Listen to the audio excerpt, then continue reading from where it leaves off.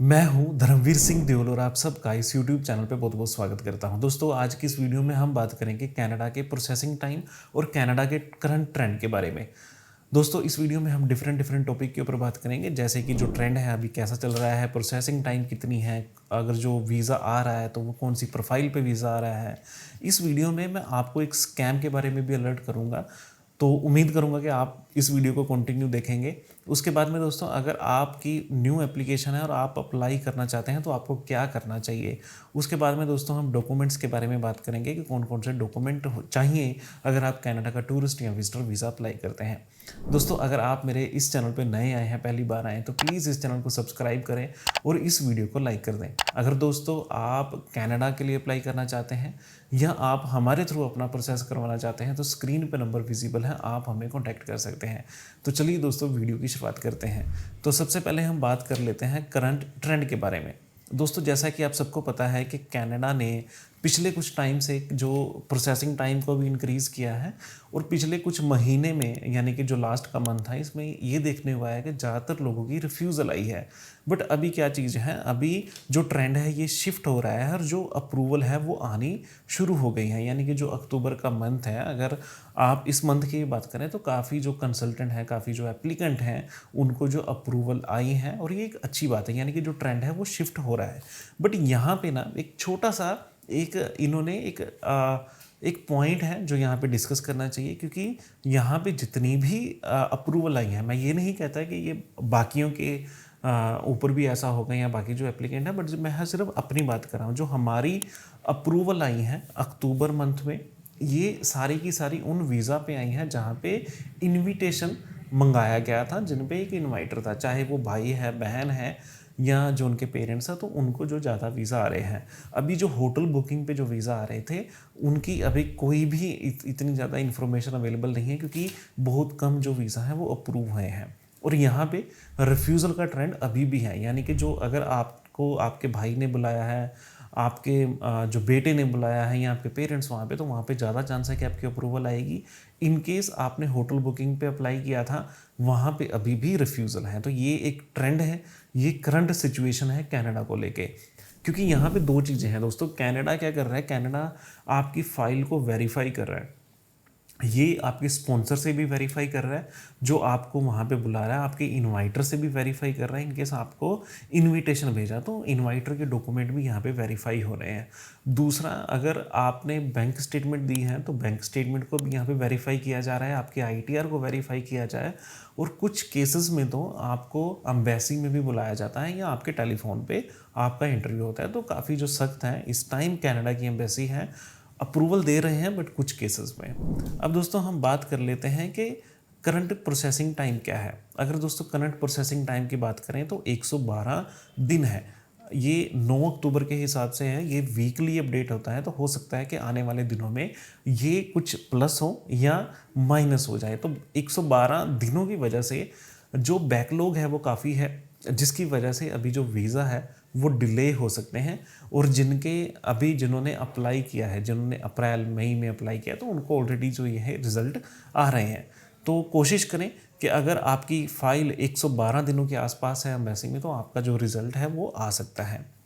अब दोस्तों हम बात कर लेते हैं कि रिज़ल्ट किनका आ रहा है।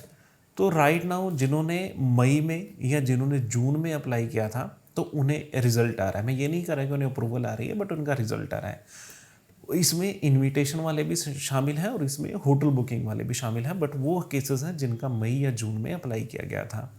इन केस आपने जुलाई या अगस्त में अप्लाई किया है, तो आप भी जो कमिंग वीक है, यानी कि हो सकता है कि जब तक आप ये वीडियो देख रहे हैं और आपने जुलाई या अगस्त में अप्लाई किया था, तो आपका जो रिज़ल्ट है वो आ गया हो। यानी कि जो जुलाई अगस्त वाले केसेस हैं उन्हें भी जल्दी रिज़ल्ट मिल सकता है। तो दोस्तों, आपको एक स्कैम अलर्ट के बारे में बता रहे हैं, क्योंकि ये स्कैम जो है इन दिनों काफ़ी चला है। तो यहाँ पे क्या चीज़ हो रही है, क्योंकि हमारे पास जो है डेली फ़ोन्स आते हैं, तो यहाँ पे क्या कहा जाता है कि आप अपनी जो आपकी फ़ाइल लगी है उसे विड्रॉ करा लो। विड्रॉ करने के बाद हम आपकी न्यू एप्लीकेशन को सबमिट करेंगे और जिससे आपका रिज़ल्ट जल्दी आ जाएगा। सुनने में अच्छा लगता है, क्योंकि वेट करना काफ़ी मुश्किल होता है। 112 दिन है, हर कोई चाहता है कि मेरा जल्दी रिजल्ट आए, तो इस चक्कर में वो ईजी यहाँ पे स्कैम में फंस जाते हैं। दोस्तों, ऐसा ना करें। देखो कनाडा एम्बेसी ने साफ साफ कहा है कि अगर आपने अप्लाई किया है तो दोबारा अप्लाई ना करें, क्योंकि जो जब आपने अप्लाई किया था तो आपकी प्रोसेसिंग उसी टाइम के हिसाब से हो रही है, यानी कि हो सकता है कि आपका जो नंबर है वो आने वाला हो। जब आप विड्रॉ कर लोगे तो आपकी जो फाइल है वो नए सिरे से लगेगी, जहाँ पे आपको दोबारा उतना ही टाइम को वेट करना पड़ेगा। और इससे ये नहीं है कि आपका जो रिज़ल्ट है अगर आप दोबारा एप्लीकेशन लगाओगे तो जल्दी आ जाएगा, तो ऐसा कहीं पे भी मेंशन नहीं है और ना ही ये पॉसिबल है। तो कोशिश करें, जो भी आपको कंसल्टेंट ये एडवाइस देते हैं कि आप विड्रॉ कर लो, दोबारा एप्लीकेशन लगाओ, या मेरे एम्बेसी में डायरेक्ट लिंक है, मैं आपके फाइल को जल्दी एक्सेस करवा सकता हूं, तो उसे हाथ जोड़ के कहें कि भाई साहब हमें माफ़ करो, हमें आपकी सर्विस नहीं चाहिए। दूसरा, एक चीज़ और सामने आ रही है कि यहाँ पे ये स्कैम नहीं है, ये मैं आपको वैसे इन्फॉर्मेशन दे रहा हूँ क्योंकि ये हमारी प्रेजेंटेशन में नहीं था। इस पार्ट को यहाँ पे क्या हो रहा है कि जो कुछ ऐसे कंसल्टेंट भी हैं जिन्होंने सिर्फ पासपोर्ट लेके अपनी एप्लीकेशन को सबमिट किया है, यानी कि सारे के सारे जो डॉक्यूमेंट हैं वो फेक हैं।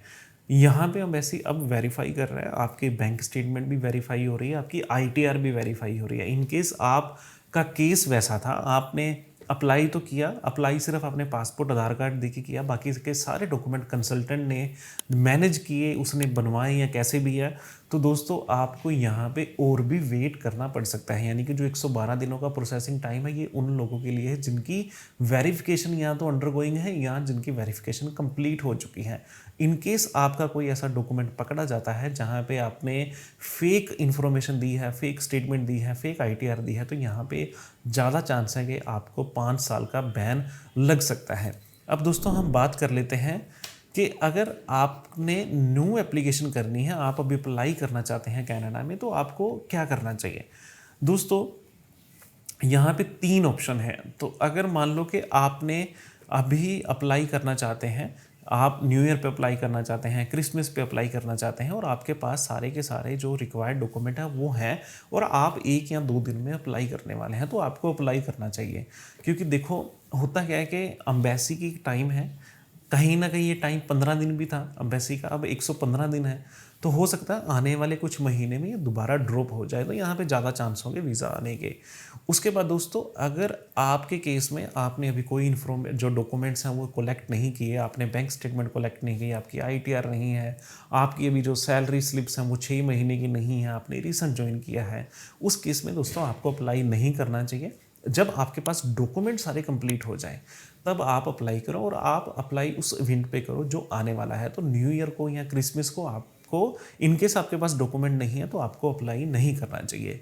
तीसरा केस है कि इनकेस आपके पास फैमिली है वहाँ पे कनाडा में, आपका भाई है, आपके बहन है, पेरेंट्स हैं, आपके बच्चे हैं, तब दोस्तों आप अप्लाई कर सकते हैं, क्योंकि यहाँ पे इवेंट बेस को लेके कुछ नहीं आता। क्योंकि जो हमारे वीज़ा आए हैं इसमें हमने एक चीज़ को ही ऑब्जर्व किया है कि जो पर्पज़ विज़िट था, जो टाइम था, जैसे मान लीजिए कि जून में फ़ाइल लगी तो उनका अगस्त में था, बट उनका जो रिज़ल्ट आया वो अक्टूबर में आया और वो पॉजिटिव आया है। तो ऐसा नहीं है कि आप अगर न्यू ईयर को टारगेट करते हो, ये आप वहाँ पे जाना चाहते हो, अपने बच्चों के साथ टाइम स्पेंड करना चाहते हो, तो आपका वीज़ा नहीं आएगा। इन केस मान लीजिए कि अगर आपका दिसंबर में भी आपका रिज़ल्ट नहीं आता तो यहाँ पे ज़्यादा चांस है कि अगर आपका जनवरी में भी रिज़ल्ट आएगा तो आपका पॉजिटिव आने के ज़्यादा चांसेस हैं।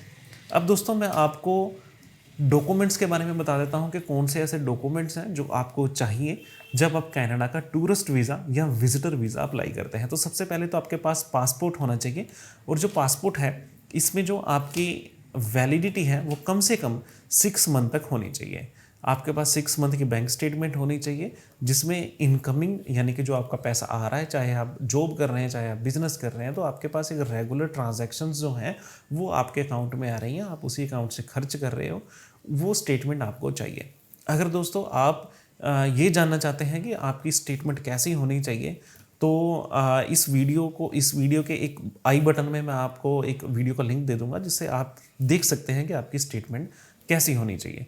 उसके बाद दोस्तों आईटीआर होनी चाहिए आपके पास कम से कम 2 साल की, और मैक्सिमम आप 3 साल की यहाँ पे अटैच कर सकते हैं।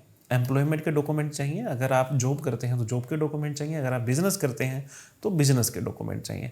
उसके बाद आपकी प्रूफ ऑफ इनकम चाहिए, जैसे कि मान लीजिए कि आप जॉब करते हैं तो आपकी सैलरी स्लिप लगेंगी।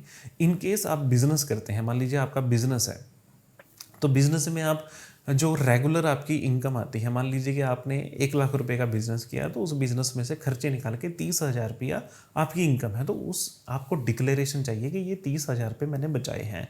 इसमें आप ऑडिट रिपोर्ट भी आप यूज़ कर सकते हैं, सीए की रिपोर्ट भी यूज़ कर सकते हैं। इनकेस आपने कोई रिसिप्ट आपने काटी है जिसमें आपने सेल के बिल दिखाए हैं या परचेज के बिल दिखाए हैं, तो वो भी आप यहाँ पे जस्टिफाई कर सकते हैं, क्योंकि इनकम को जस्टिफाई करना कनाडा के लिए और ऑस्ट्रेलिया के लिए दोनों के लिए ही अब ज़रूरी है। क्योंकि कनाडा इस टाइम क्या चीज़ है, उसने काफ़ी जो वीज़ा है काफ़ी टफ कर रखे हैं, यानी कि इतना इजी वीज़ा नहीं दे रहा जैसे वो पहले दे रहा था।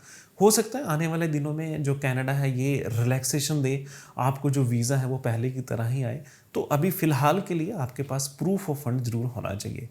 आपके पास फैमिली डॉक्यूमेंट होने चाहिए, जैसे कि इनकेस आप मैरिड हैं तो आपके पास मैरिज सर्टिफिकेट होना चाहिए, इनकेस आपके बच्चे हैं तो आपके पास बर्थ सर्टिफिकेट होना चाहिए या आपके बच्चों का आधार कार्ड होना चाहिए। साथ में आपकी जो फैमिली मेम्बर है, जैसे आपके पेरेंट्स हैं, आपके फादर हैं, आपके मदर हैं, तो उनके आधार कार्ड भी यहाँ पे चाहिए, जिससे कि आप ये शो कर सकोगे आप वापस अपनी कंट्री में आओगे। जब भी आपका जो वीज़ा ऑफिसर है आपकी फ़ाइल को एक्सेस करेगा तो वहाँ पे टाइस नज़र आने चाहिए। इसके साथ में दोस्तों आप CA report, chartered accountant report या प्रॉपर्टी वैल्यूएशन रिपोर्ट को भी अटैच कर सकते हैं, क्योंकि ये दोनों डॉक्यूमेंट हैं, ये टाइस को लेके काफ़ी यूज़फुल होते हैं, क्योंकि यहाँ पे ही शो होता है कि आप वापस अपनी कंट्री में आओगे। तो दोस्तों ये आज की वीडियो थी जिसमें मैंने आपको ये बताने की कोशिश की कि को अभी ट्रेंड कैसा है, किन लोगों के वीज़ा आ रहे हैं, किन की रिफ्यूज़ल आ रही है, आपको क्या करना चाहिए इनकेस आप न्यू अप्लाई करने वाले हैं। तो होपफुली आपके जितने भी डाउट्स थे उस वीडियो ने कवर किए होंगे। इनकेस आप मुझसे कंसल्ट करना चाहते हैं तो स्क्रीन पे नंबर विजिबल है, आप हमें कॉन्टैक्ट कर सकते हैं। कोशिश करें कि जो हमें अगर, क्योंकि ये नंबर मेरा पर्सनल है, तो कोशिश करें कि आप एक वर्किंग आवर्स में हमें कांटेक्ट करें। सुबह 10 बजे से लेके 5:30 तक जो ये मेरा फ़ोन है ऑन रहता है, आप मुझे किसी भी टाइम फ़ोन कर सकते हैं। तो उम्मीद करूँगा कि इस वीडियो ने आपके डाउट क्लियर किए होंगे। इन केस आपका अभी भी डाउट है तो आप हमें व्हाट्सएप पे कांटेक्ट कर सकते हैं, कमेंट कर सकते हैं, फ़ोन कर सकते हैं। तो चलिए दोस्तों, आज की इस वीडियो में इतना ही, मिलते हैं अगली वीडियो में।